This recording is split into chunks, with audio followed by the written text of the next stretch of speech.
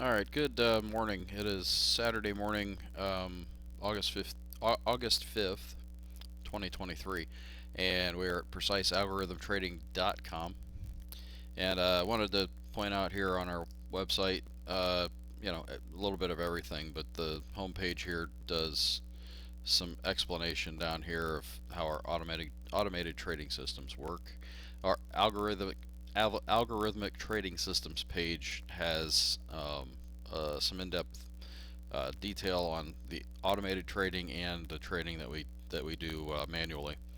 And then the products page is where you can pick those things up. And the daily review, I put out a video almost every day. Um, just really doing my homework for because I have to look at this stuff every day when I'm trading, and I just share the concepts that we use, and then really want to point everybody to the terms and conditions page. Trading is your own thing, and we're not providing trades necessarily. We're just giving education and showing how sometimes markets can work.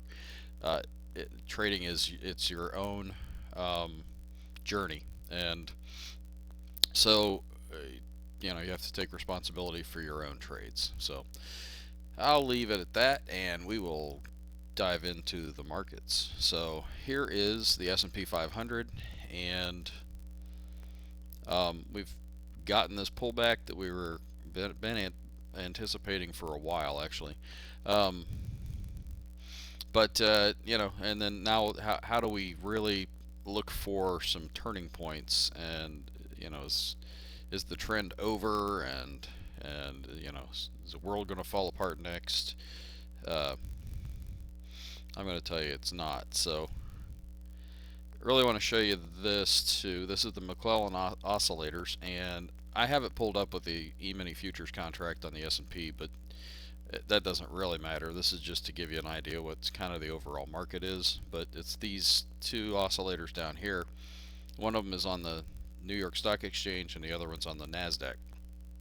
They're both under 60 now. So um, this thing, typically the way you read it is above 60 is due for a pullback, and under 60 is due for a rally. But you can see you can get way under 60, which is why I have the 200 on here, the 200 to the upside and the downside. That is an extreme move in both directions, and you can see that came off of really a wild volatility move to the upside and then the downside. And so then volatility has really been coming back in and tightening up, and we really haven't had those wild swings now, really for a while, for months. So we got under 60, and then we rallied, and then now we got over 60, and we started looking for a pullback, but it literally took quite a few days, and then now we're under 60. Now, does that mean we're going to rally right away? Uh, maybe, but probably not. So I'm going to get rid of that, and then we're going to pull up this because I think it's also educational. So this is the S&P 500. You can do this with any stock, but right here in the middle are these two moving averages, the green moving averages, and when they're bullish, the it paints green. When they're bearish, it paints red. So crossover systems are what they are. I don't think you take any one system or one indicator and trade with it, but it sure does give you, especially if you look back here, it gives you the solid moves. So potential anyway. Some of them are shorter than others, of course. So, anyways, and then we have the purple lines are one average true range away from the mean.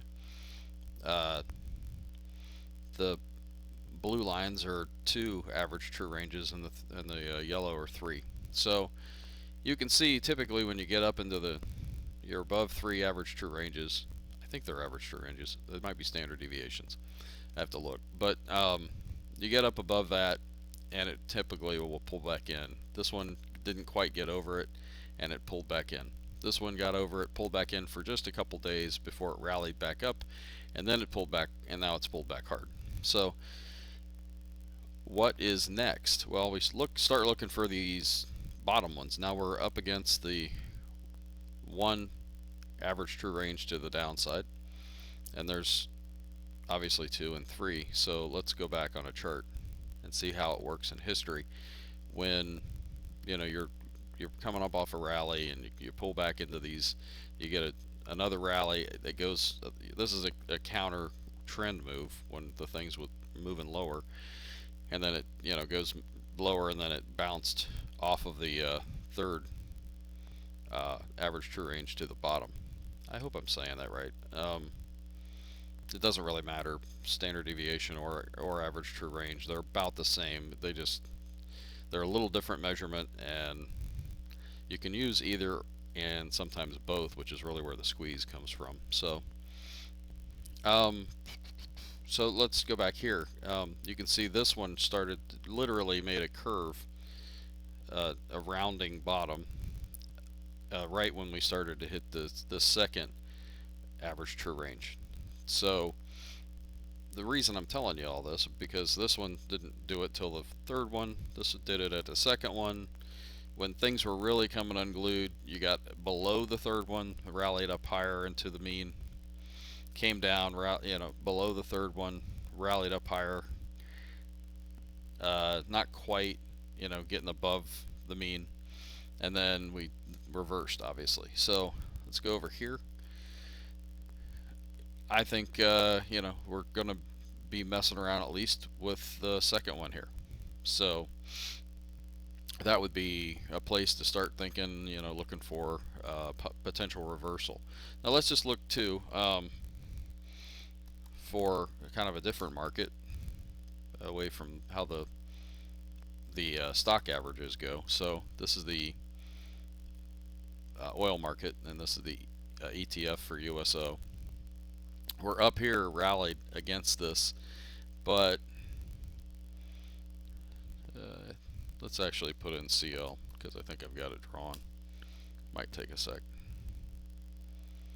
Yeah, so here we've got literally the high from this point back here drawn, coming across, that we hit it to a high, pulled down hard into this zone way down here, and then pulled way back up, and we're right at the high again. Now typically, because we got so far away from the high and now we've come back into it, I'm expecting really to get some resistance off of this, because we're coming back into a range where, let's act like a bunch of people bought oil, and like they typically do, they buy a stock or a commodity right at the high, and then they got all underwater this whole time. Then they come back up here and they get close, and they held through that whole thing, hating everything about the markets. They come back up into here, and it's close to where they got in, and all of a sudden they start dumping their positions because they're almost whole again. Or it comes up here above this, and then they start dumping positions because they are whole. That's how markets work in a lot of cases. There are a lot of participants, and there's now oil's maybe a little different because it's got people that do hedges for companies and all sorts of things. But the basic market dynamics is that there's going to be buyers and sellers at these existing high levels, and for what it's worth, low levels, which is why you get bounces off the bottom.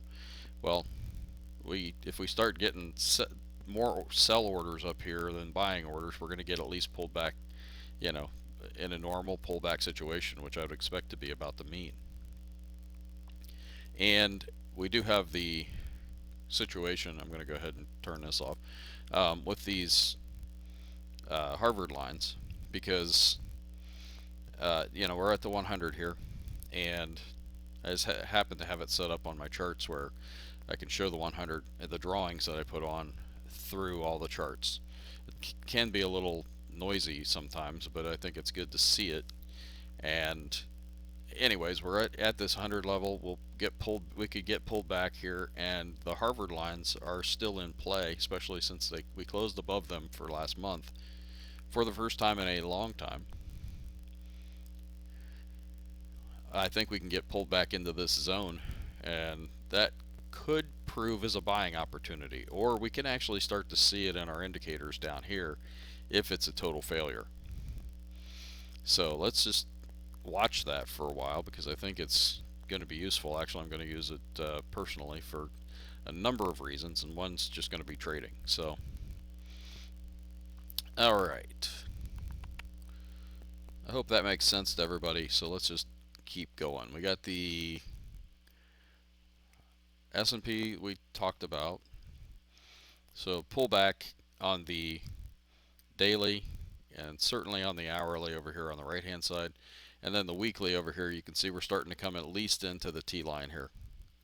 So, or the 8-period moving average. That's where I would expect at least to get some support coming in. Some potential buying coming in there for the longer term folks, which would create potential at least a pause. The Dow Jones Industrials also are pulling back here. Not quite as much yet. And what are we going to see here? So we're into this the purple moving average line here, which has turned pink, which means that we've broken it to the downside. No big deal here just yet. We're still pretty positive on the daily and the weekly. All this is just a chance for the markets to pull back, take a breather, and then potentially rally again. The Russell down by 0.2% yesterday. Same thing, just really needs a pullback. It might be, we like I say, I could see this necessarily this week potentially being a capitulation week where we do see some maybe hammer candlesticks or some bottoming patterns on the daily chart start to show up. And if not, we're going to pull back a little harder into some zones. But again, long-term basis, the Harvard lines will actually prove or show that a close below the light blue line here is really a longer term. Like that would be the place where you'd have a longer term sell signal potentially. All right, and then the Nasdaq. The Nasdaq was way due for a pullback. We got it, and things like Apple, which I'm going to go ahead and throw up here, have really taken a hit. But then other things like Amazon, that thing rallied almost 9% on Friday, and that was off of earnings. So was Apple, for what it's worth. So I'm going to say the same thing I've said in the past. Uh, earnings are what they are, but all this stuff was really due. I mean, Amazon's been walking sideways for a while. Amazon's a powerful company, as everybody I think knows, and then boom, we're back off to the races. That makes a ton of sense. Not necessarily a trade I would take because I don't do a whole lot of earnings plays, but Apple was just cranking along for such a long time at such a high velocity here, almost straight up on the weekly chart, that it was just due for a pullback. And I did actually make a trade that was the risk reward ratio was set, so my risk was contained, and it ended up making a decent little play off of that. Now we'll watch for, this is the 52-week high, the white line, and we're going to start watching for a rounding bottom and a chance for this market to start turning up again, and it'll be a buying opportunity potentially. All right, and then let's keep going. We got this. It's going to be a long one because it's a weekend. Bullish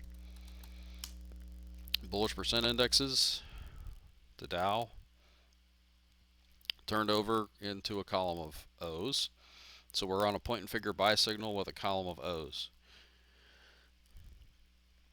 which, you know, we could have a little bit, well, we could have a little bit more fall from this and then a rally back higher and turn into a column of X's, or this thing could really peel off for a while. The risk is to the downside at this point with the column of O's. This New York average NYA down by 1.09%,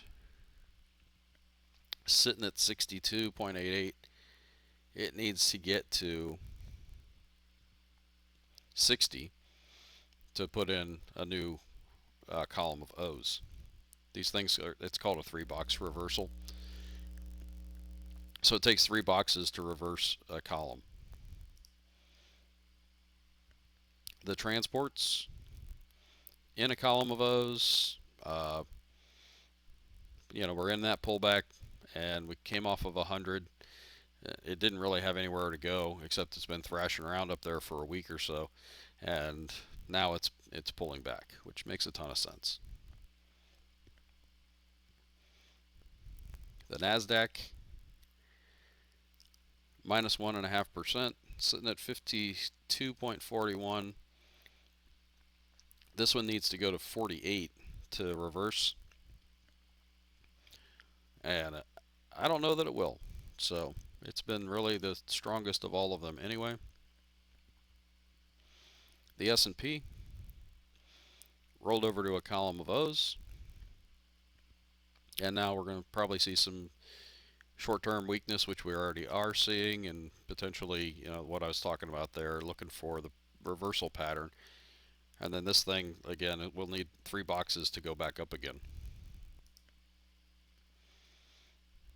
The OEX, which is the S&P 100, also rolled over, minus 2.9%. Actually, this is one that we can watch. This one will move faster than the regular S&P 500, so we can watch for this one to make a reversal. Sometimes it will go first, and then you can follow it with the other charts, and it's just it helps me. So the NDX finally in a column of O's, threw in 3 more to the downside. So we're getting into potential support area down here, the way that you read a point and figure chart. Last but not least, our automatic trading systems. Excuse me. This is the YM from February 5th till through yesterday, and we got a little rally off the bottom. It's not quite what to write home about yet because we got to get all the way back up here to the top, but I did want to show the recent trades. I showed this the other day. We had a run of losses in a row, and now we've had a run of wins in a row. So this particular one, I'm actually trying to figure out or work on a system to reduce some of the trades that are in it and keep all the bullish potential. This is what it looks like on a yearly basis. So really, it's just fine. We just need to, this needs to get all the way up over here. The Russell, it's been the biggest loser lately, but it hasn't traded since the 3rd, and it was just one trade. We've had a string of losses in a row, but even that one on the longer term basis it's fine. It's just, these things get aggravating when they go sideways or down for a while. And then the Nasdaq, which is still my favorite system. It moves. It's got a lot of volatility. For what it's worth, I think it goes without saying, but I've said it. I'll say it anyway. Is these things win when they win and lose in both directions. So this thing trades bullishly and bearishly with price action, and so you can win on a big down day. Like Friday wasn't a giant down day, but it had a lot of volatility, and that's why we can get, this has had a lot of string. We had a string of losers here in the middle, and one of them was big there, $6,000. And you can see here we have long entries, we have short entries, So that's what's going on there. But then we've had a relatively decent string of bigger winners than losers. So there's a $6,000 win and a $6,000 loss within 5 or 6 trades of each other. And again, on the yearly basis, it's doing just fine. And yeah, we did tighten it up a little bit as far as this one. We reduced some of the bad trades that are in it, and it's just we're constantly working on our code to make it a little bit better. Right now, I'm really fresh out of ideas for this one. I think it's all good. So with that, I'll leave you for the rest of the weekend. Hope everybody's having a good time. The markets have been sort of fun this year. Take care.